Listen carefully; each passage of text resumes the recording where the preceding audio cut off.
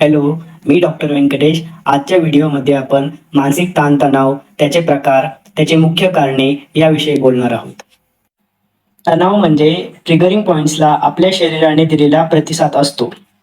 मग तो प्रतिसाद बऱ्याचदा पॉझिटिव्ह पण असतो आणि निगेटिव्ह पण असतो. तणावाचे मुख्यतः 2 प्रकार आहेत.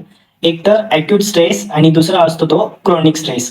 तर ॲक्यूट स्ट्रेस हा खूप कमी कालावधीसाठी असतो आणि जो क्रोनिक स्ट्रेस आहे, क्रोनिक जो तणावाचा प्रकार आहे, तो बहुधा खूप जास्त वेळासाठी असू शकतो. आता जर आपल्याला ताणतणाव असेल, तर तो कसा ओळखायचा? तर तेव्हा हृदयाचे ठोके जोरात होतात, श्वासोच्छ्वास वेगाने सुरू होतात आणि चिडचिडेपणा वाढतो आणि एक रेस्टलेसनेस असते. आता आपण तणावाचे कारण बघूया.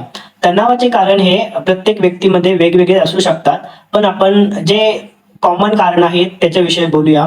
बरेचदा कारण हे जे नातेसंबंध आहे त्याच्यामुळे उद्भवतात. त्या ठिकाणी आपण काम करतो, जे आपले वर्क प्लेस आहे, जीवनशैलीमध्ये झालेला बदल आहे. तर त्यामुळे पण हल्ली ताणतणावाचं प्रमाण खूप वाढते आहे. जर आपल्याला आपल्या तणावाचे मुख्य कारण जर समजले, तर आपण त्यावर मॅनेजमेंट कसे करायचे यावरती बोलू शकतो. मॅनेजमेंट हे आपण दुसऱ्या पार्टमध्ये बघूया.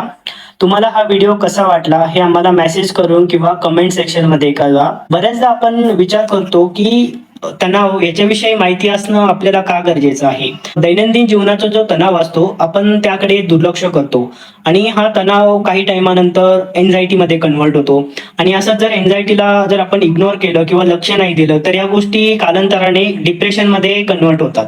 आणि जेव्हा पर्सन डिप्रेस असतो तो ॲक्यूट डिप्रेशनमध्ये जरी असेल तरी तो खूप सिम्पटम्स देतो. बऱ्याचदा त्याला त्याच्या कामामध्ये इंटरेस्ट नसते किंवा त्याची लाईफस्टाईल पूर्ण बदललेली असते.